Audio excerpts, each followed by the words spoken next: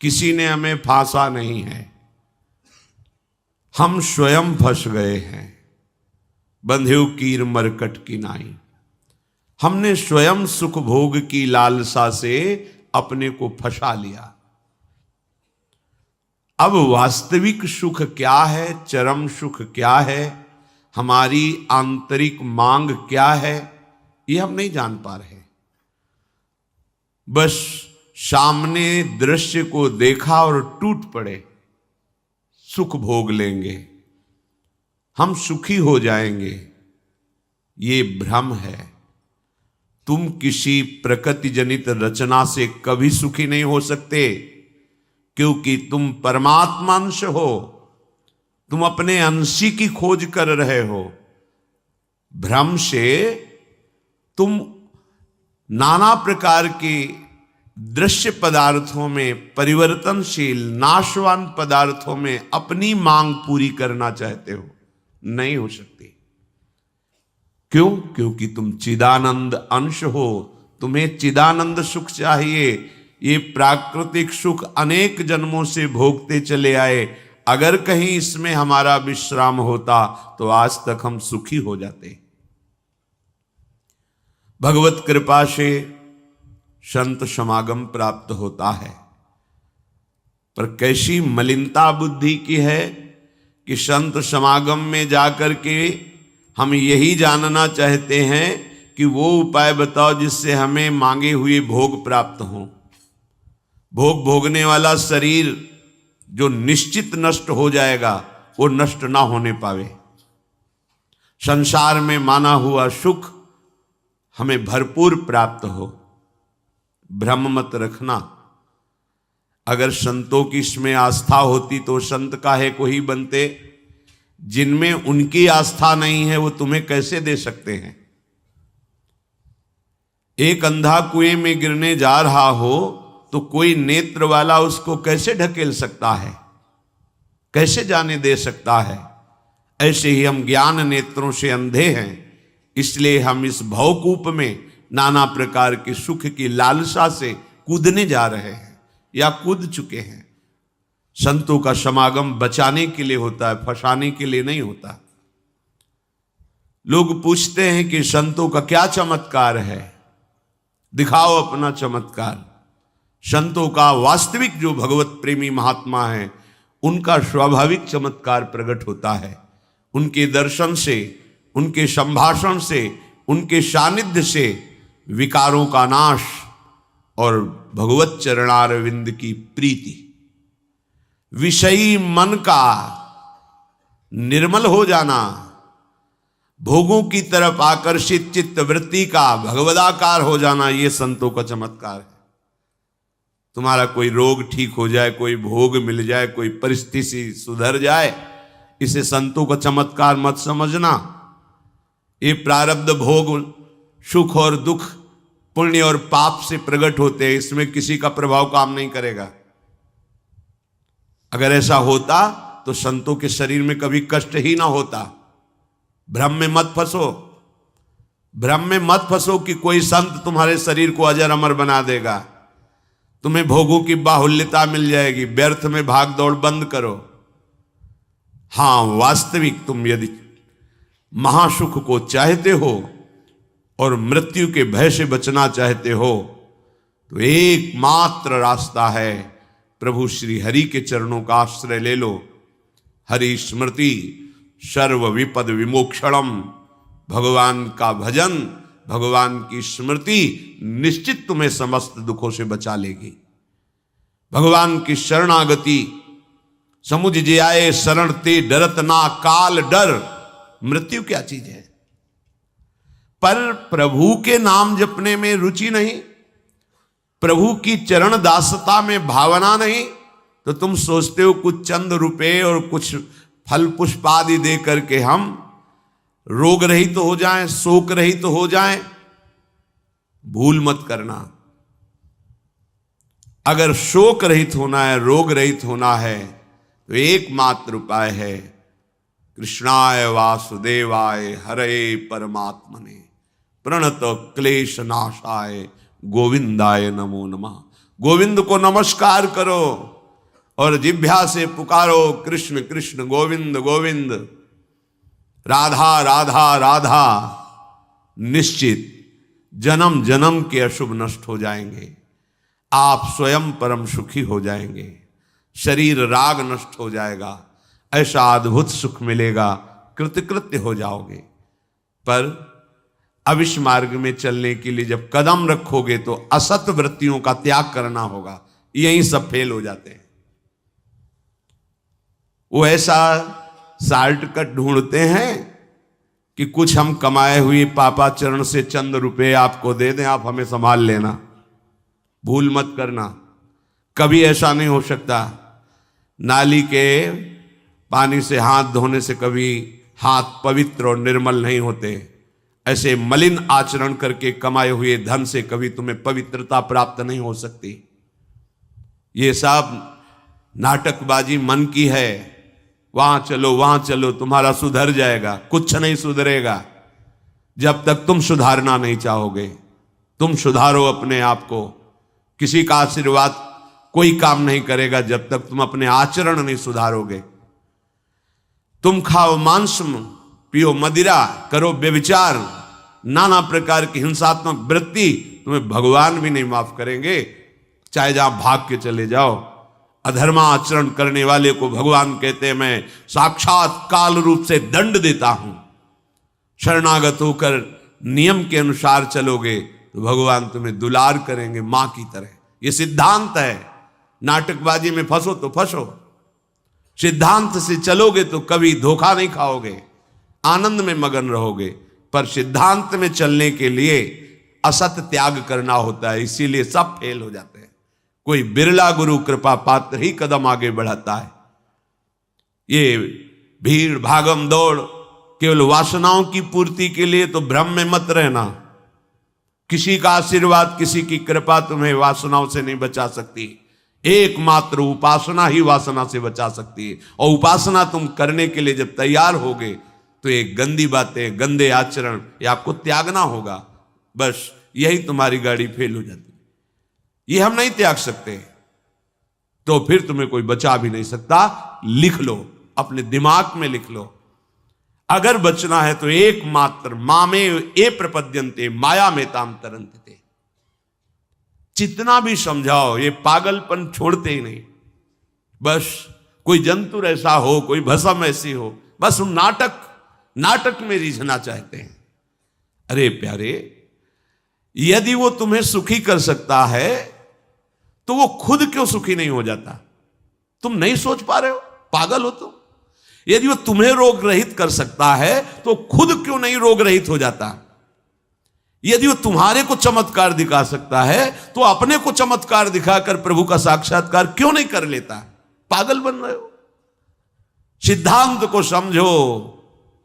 तब लगी कुशल न जीव कहूं, सपने हूं मन विश्राम, जब लग भजत न राम कहूं, शोक धाम तज काम। जब तक शोकों का खजाना एक कामनाएं, इन कामनाओं को प्रभु के चरणों में समर्पित करके भजन नहीं करोगे, स्वप्न में भी सुख नहीं मिलेगा। जागृत की बात जाने दो। जो चाहत है नित्य सुख, अरु मन को विश्राम, यही सब चाहते हैं। दुख का मुंह न देखना पड़े, मन हमारा प्रसन्न रहे, शांत रहे, कोई कामना हमें जलाए ना। हां, है मार्ग।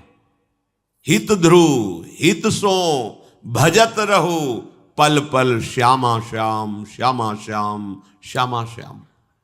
अब ये करना नहीं तुम्हें, भजन करना नहीं, पवित्रता से रहना नहीं, आचरण सुधारने नहीं, मनमानी आचरण करना है तो भगवान तुम्हारे हृदय में भी बैठे, कुछ नहीं कर पा रहे।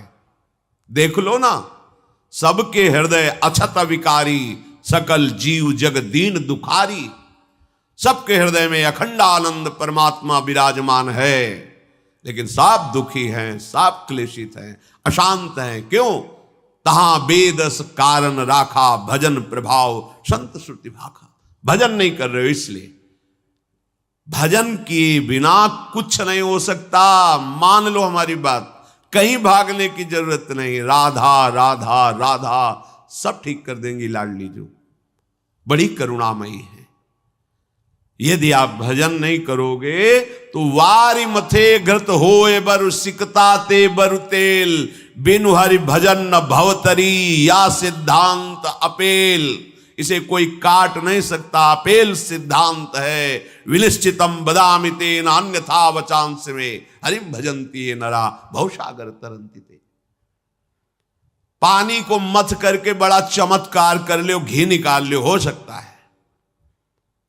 बालू को पेर करके तेल निकाल सकते, हो सकता है।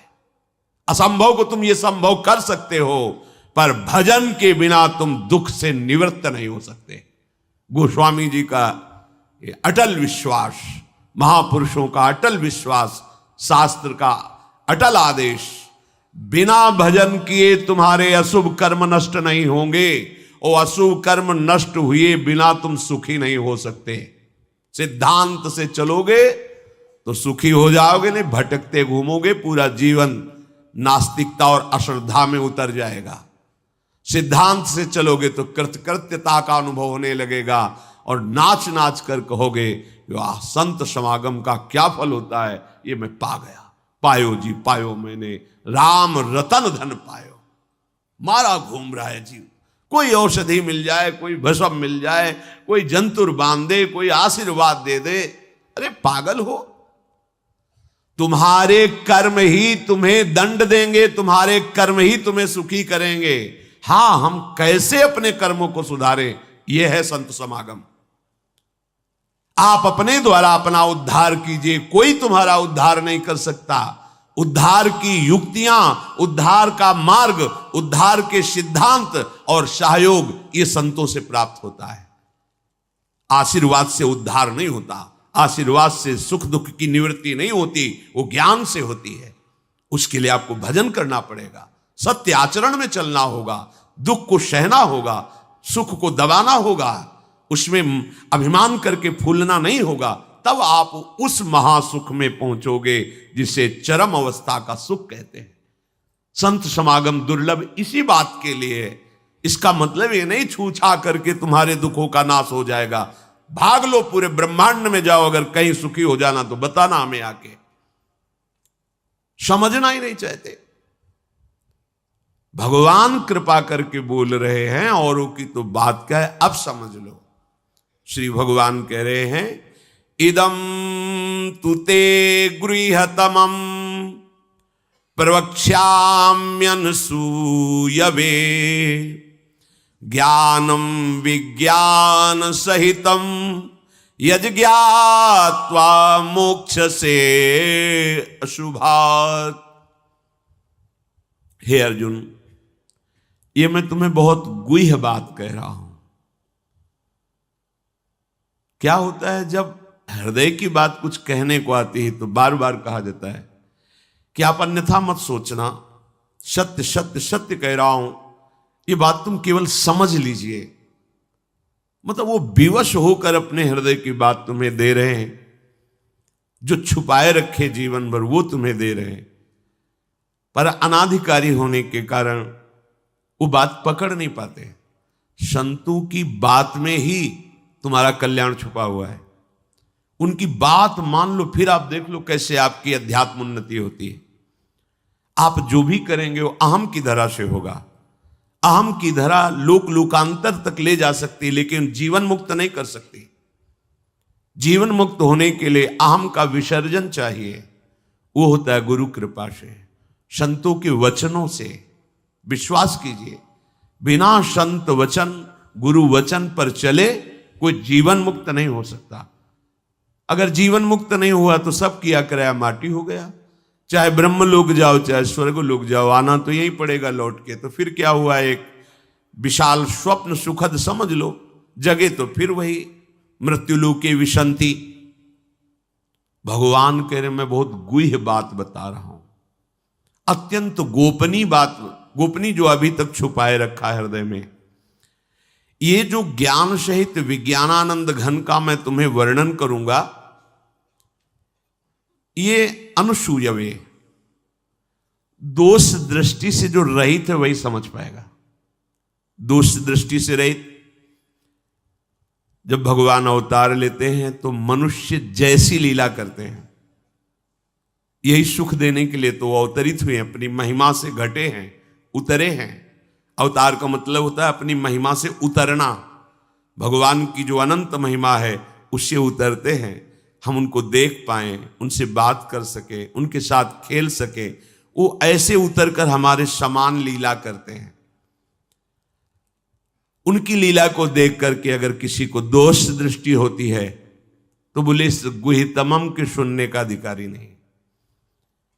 जब हम भगवान को भगवान न मानकर व्यक्ति मानते हैं तो हमारी दृष्टि वैसे ही दूषित हो जाती है।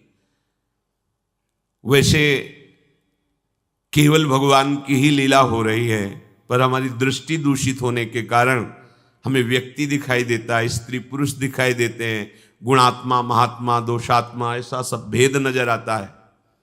पर यहां जो भगवान कह रहे हैं कि जो मेरे पर दोष दृष्टि ना रखता हो, अरे बड़े बड़े परमहंसों का जहां प्रवेश नहीं वो भगवान का रास है।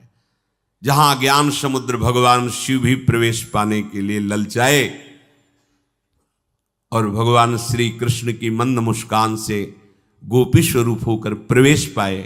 बोलो ज्ञान समुद्र भगवान शिव जिस रास रस के लिए ललचाए, वो रास रस प्राकृतिक स्त्री पुरुष का मिलन हो सकता है क्या? पर अनाधिकारी के तो क्या उपहास, ऐसा के तो इसलिए भगवान यह कह रहे हैं कि जो अनुसूयवे प्रवक्ष्याम अनुसूयवे, जो मेरे से दोष दृष्टि नहीं रखता। अब आप केवल मेरे ही आज्ञा का पालन करेंगे, मैं जैसा कहूंगा उससे एक कदम पीछे नहीं हटेंगे। हो भाग्य, कितनी कृपा कि मुझे समस्त प्रपंच से समेटकर एक मार्ग में लगा रहे। जहां श्रद्धा है तो वहां शब्द दूसरा भाव निकाल देगा, और जहां दोष दृष्टि वहां भाव दूसरा निकाल देगा। इसलिए श्री भगवान कह रहे मैं अत्यंत गोपनीय बात तुमसे कह रहा हूं हे अर्जुन। अपने प्रियजनों से, प्रिय शिष्यों से बात कही जाती है। तब तक गीता जी का श्री भगवान ने उपदेश अर्जुन जी को नहीं दिया जब तक मित्र भाव रहा, नहीं दिया। सारथी पद पे बैठे हैं, आज्ञा की दोनों के बीच में रथ, इधर सेना कौरवों की पांडवों के बीच में, भगवान बीच में खड़ा कर दिया। जब देखा मोह ग्रसित हुए, निवारण में असमर्थ पाया, तो भगवान की शरण में होकर के कार्पण्य दोषो बहुत स्वभावा प्रछामि त्वाम धर्म सम्मूढ़ चेता। हे प्रभु, अब मेरे में सामर्थ्य नहीं रहेगी कि मैं निर्णय कर सकूं कि मेरे लिए श्रेय क्या है, परम कल्याण क्या है, ये आप जानते हैं। प्रभु कुछ नहीं बोले, तो बोले शिष्यस्तेहम साधिमाम त्वाम प्रपन्नम, मैं आपका शिष्यत्व स्वीकार करता हूं। हे जगत गुरु श्री कृष्ण उतरे साष्टांग दंडवत हुए और कहा मैं आपका शिष्य हूं, और ऐसा शिष्य हूं जो पूरा समर्पण किए, प्रपन्नम, मन वचन कर्म से आपको समर्पित हूं। तब गीता जी का प्रादुर्भाव भगवान के श्रीमुख से हुआ। जो प्रिय जन होते हैं, समर्पित जन होते हैं, उनको हृदय की बात बताई जाती है, क्योंकि वो उसमें दोष दृष्टि नहीं करेंगे। अगर प्रियता और समर्पण नहीं है, देखो ना, कह रहे मेरे को प्रणाम करो, मेरे को ही पूजा दो, मेरी आज्ञा में रहो, मेरे मन वाले बनो। हे अर्जुन, तुम उस परमात्मा को ऐसा समझो कि उस सारे जगत को जैसे बर्फ में जल ही जल है ऐसे व्याप्त करके विराजमान उस परमात्मा को, उसी के आगे ये बोल रहे हैं। देखो अब हम गुह्यतम बात कर रहे हैं, उस परमात्मा को नहीं, मुझ श्री कृष्ण को। मेरे में मन लगा, मेरे को प्रणाम कर, मेरे को नमस्कार। ये महापुरुष जन रास्ता देते हैं। अब तुम्हारी कहां श्रद्धा टिकती, वो ये देखते हैं तुम्हारे लिए कोई आश्रय है अभी, तुम्हारी खोज अभी पूर्ण हुई कि अभी खोज बकाया है? खोज हो तो खोज लो, नहीं तो वहीं पकड़ के बैठ जाए कि अब बने तो रघुवर ते बने, बिगड़े तो भरपूर। अब बनेगी तो आपसे बनेगी, बिगड़ेगी तो आपसे बिगड़ेगी, अब हमारा कोई आश्रय नहीं। ये अत्यंत गोपनीय बात हर एक के सामने नहीं कही जा सकती, क्योंकि इसमें भगवान अपनी खुद बात महिमा का वर्णन कर रहे हैं। अब जैसे कोई बहुत हार थक के अब क्या करें, तो अब मान लो बात हमारी आंखों के सामने रहो, जो जूठन मिले खाओ, जैसा कहें वैसे करो। अगर अध्यात्म की भूमिका ना जागृत हो जाए तो कहना। गुरुजनों की बात किसी से प्रमाणित करने की आवश्यकता नहीं होती। आपको गुरुजी ने क्या कहा, क्यों आप कौन हो, हमारे बाबा गुरु हो क्या कि हम आपको बताएं? हमारी और हमारे गुरुजी की बात हो गई, तुमको क्यों बताएं क्या गुरुजी ने कहा? तुम हमारे निर्णायक हो क्या? चलो दोबारा नहीं मिलेगा।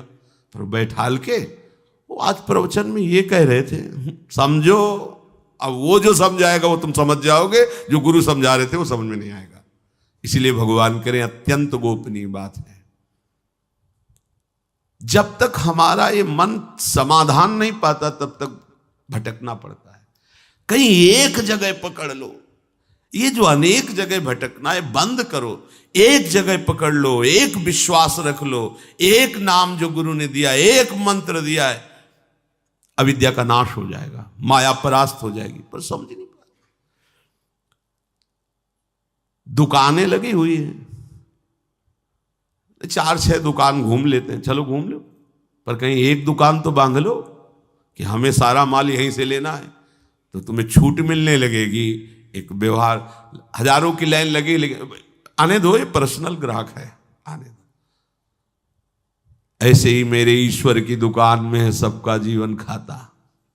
परिचय तो बना लो भगवान से, निहाल हो जाओगे। भटकना, हम जब ये बातें सुनते हैं ना तब लगता है कितनी हंसी की बात। जितनी देर तुम अमुक जगह जाकर के झाड़ फूक करवा कर उतनी देर राधा राधा जपो, बिल्कुल ठीक हो जाएगा, सब ठीक हो जाएगा। क्योंकि कोई भी जो हमें क्लेश देने के लिए आया है, कर्म है हमारा। चाहे भूत हो, प्रेत हो, चांडाल हो, रोग हो, दुख हो, विपत्ति हो, ये सब हमारा कर्म है। और उस अशुभ कर्म का नाश करने के लिए भगवान नाम जय घोष कर रहा है।